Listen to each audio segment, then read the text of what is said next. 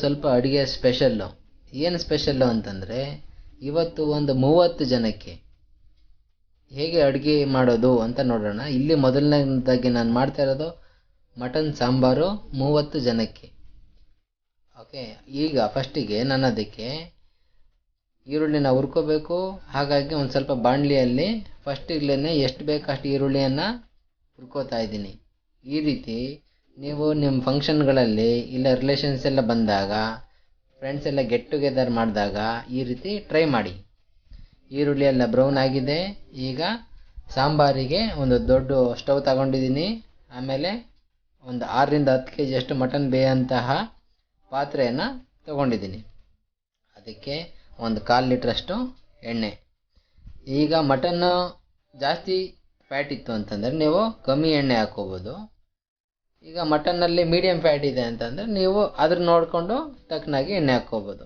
ಈಗ ಒಂದು ಪಾತ್ರೆಯಲ್ಲಿ ಈರುಳ್ಳಿ, ಆಲ್ರೆಡಿ ರೋಸ್ಟ್ ಆಗಿರ್ತಕ್ಕಂಥ ಈರುಳ್ಳಿ, ಅದು ಫಸ್ಟಿಗೆ ತೋರಿಸಿದ್ದೀನಿ ನಿಮಗೆ.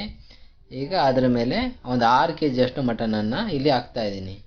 ಇದು ಬಂದು ಮೇಕೆ ಮಾಂಸ ಅಂತಂದರೆ ಎಲೆಗಳನ್ನ ತಿನ್ನುತ್ತಲ್ಲ, ಎಲೆ ಸೊಪ್ಪು, ಅದ್ರದ್ದು ಮೇಕೆ ಮಾಂಸ. ಓಕೆ, ಇದನ್ನು ತಗೊಂಡಿದ್ದೀನಿ. ಈಗ ಇದು ಡಿಹೈಡ್ರೇಟ್ ಆಗೋವರೆಗೂ ಇಲ್ಲ ನೀರು ಬಿಟ್ಕೊಳ್ಳೋ ತನಕ, ನೀರು ಮಟನ್ ಇರ್ತಕ್ಕಂಥ ನೀರು ಬಿಟ್ಕೋಬೇಕು. ಹಾಗಾಗಿ ಚೆನ್ನಾಗಿ ಎಣ್ಣೆಯಲ್ಲಿ ಮಿಕ್ಸ್ ಮಾಡ್ಕೋತಾ ಇದ್ದೀನಿ.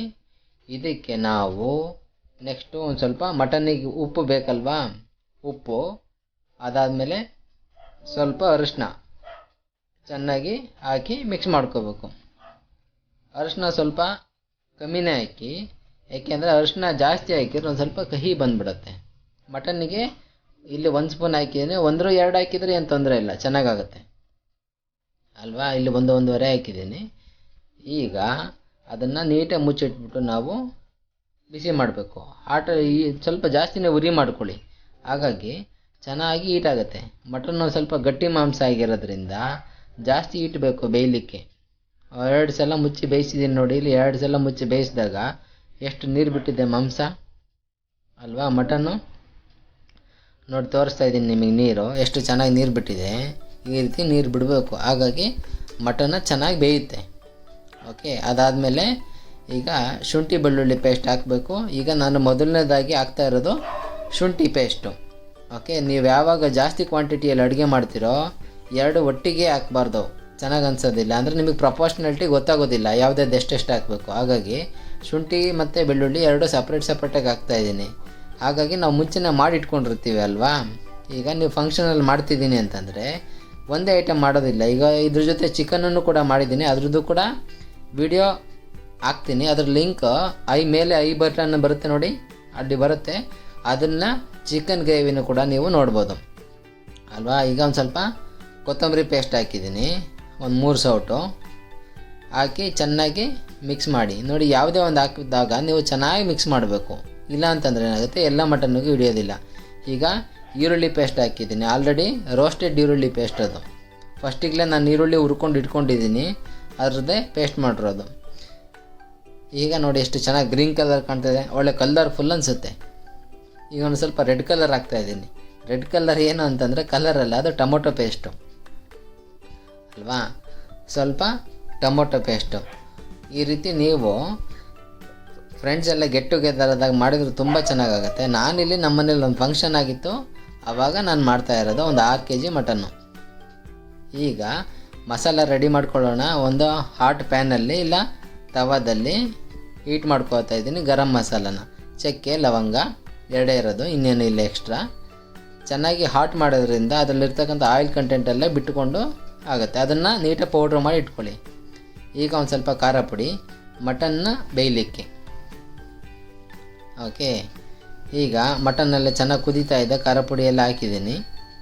ಈಗ ಇದಕ್ಕೊಂದು ಸ್ವಲ್ಪ ಗರಂ ಮಸಾಲ ಹಾಕಬೇಕು. ಗರಂ ಮಸಾಲ ಅಂತಂದರೆ ಮನೇಲಿ ಈಗ ಜಸ್ಟ್ ಪೌಡ್ರ್ ಮಾಡಿ ತೋರಿಸಿದ್ನಲ್ಲ ನಾನು, ಪ್ಯಾನಲ್ಲೆಲ್ಲ ಹೀಟ್ ಮಾಡಿಬಿಟ್ಟು ಚಕ್ಕೆ ಲವಂಗನ, ಅದರದ್ದೇ ಒಂದು 2-3 ಸ್ಪೂನಷ್ಟು ನೀವು ಹಾಕ್ಕೋಬೋದು.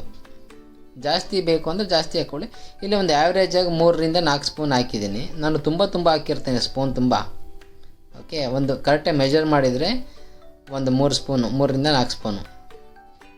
ಈಗ ಮಟನ್ನಿಗೆ ಹಾಕ್ತಾ ಇರೋದು ಇನ್ನು ನೆಕ್ಸ್ಟು. ಈಗ ಒಂದು ಸ್ವಲ್ಪ ಪುದೀನ ಪೇಸ್ಟ್ ಹಾಕ್ತಾಯಿದ್ದೀನಿ ನೋಡಿ. ನಾನು ಫುಲ್ ಹಾಕ್ತಾಯಿಲ್ಲ ಅಂತಂದರೆ ನಾನು ಬೇರೆ ಐಟಮ್ ಕೂಡ ಮಾಡಿದ್ದೀನಿ, ಚಿಕನ್ ಗ್ರೇವಿ. ಅದನ್ನು ಕೂಡ ವಿಡಿಯೋ ಮೇಲೆ ಬರುತ್ತೆ, ಡಿಸ್ಕ್ರಿಪ್ಷನಲ್ಲಿ ಹಾಕಿರ್ತೀನಿ ಕೂಡ ಲಿಂಕ್, ಅದನ್ನು ನೀವು ನೋಡ್ಕೊಳ್ಳಿ. ಓಕೆ, ಇಲ್ಲ ನಮ್ಮ ಚಾನಲ್ ಫ್ರಂಟ್ ಪೇಜಲ್ಲಿ ಬಂದರೆ ಚಿಕನ್ ಗ್ರೇವಿ ಅದರೊಂದು 8 kg ಮಾಡಿದ್ದೀನಿ, ಅದನ್ನು ಕೂಡ ಹಾಕ್ತೀನಿ. ಈಗ ಒಂದು ಸ್ವಲ್ಪ ಹಾಟ್ ವಾಟ್ರ್ ಹಾಕಿ ಚೆನ್ನಾಗಿ ನೀವು ಬೇಯಿಸ್ಕೋಬೇಕು. ಯಾವಾಗಲೂ ಇದನ್ನು ಮಾಡಬೇಕಾದ್ರೆ ನೀವು ಹಾಟ್ ವಾಟ್ರ್ ಯೂಸ್ ಮಾಡಿ, ಚೆನ್ನಾಗಿ ಬೇಯುತ್ತೆ ಮತ್ತು ಮಟನ್ ಇಮಿಡಿಯೇಟ್ ಕೂಲ್ ಆಗೋದಿಲ್ಲ ಕೋಲ್ಡ್ ವಾಟ್ರ್ ಹಾಕಿದರೆ. ಹಾಗಾಗಿ ನೀವು ಹಾಟ್ ವಾಟ್ರ್ ಯೂಸ್ ಮಾಡಬೇಕು ಅಲ್ವಾ. ಈಗ ಮಟನ್ ಬೇಯ್ತಾ ಇದೆ. ಈಗ ಒಂದು ಸ್ವಲ್ಪ ಮಟನ್ ಬೆಂದಿದೆಯಲ್ಲ ನೋಡ್ಕೊಳ್ಳಿ. ಈಗ ಮಟನ್ ಹೇಗೆ ಬೆಂದಿದೆ ಅದೆಲ್ಲ ಒಂದು ಸ್ವಲ್ಪ ಪ್ರೆಸ್ ಮಾಡಿ ನೋಡಿದರೆ ಗೊತ್ತಾಗುತ್ತೆ ನಿಮಗೆ ಮಟನ್ ಬೇಯಲಿಕ್ಕೆ. ಇಲ್ಲ ಚೆನ್ನಾಗಿ ಬೇಯಿಸ್ಕೊಳ್ಳಿ. ಇದು ಓಪನ್ ವೇಜಲ್ಲಿ ಆಗಿರೋದ್ರಿಂದ ಡಿಹೈಡ್ರೇಟ್ ಆಗುತ್ತೆ ವಾಟ್ರು, ಅಂತಂದರೆ ವಾಟ್ರ್ ಎಲ್ಲ ಎವಾಪ್ರೇಟ್ ಆಗಿಬಿಡುತ್ತೆ ಅಲ್ವಾ. ಹಾಗಾಗಿ ನೀವು ಕುಕ್ಕರ್ ಆಗಿದ್ದರೆ ಅಷ್ಟು ನೀರು ಕಮ್ಮಿ ಆಗೋದಿಲ್ಲ. ಇದು ಓಪನ್ನು ಇರೋದ್ರಿಂದ ನೀರು ಕಮ್ಮಿ ಆಗುತ್ತೆ.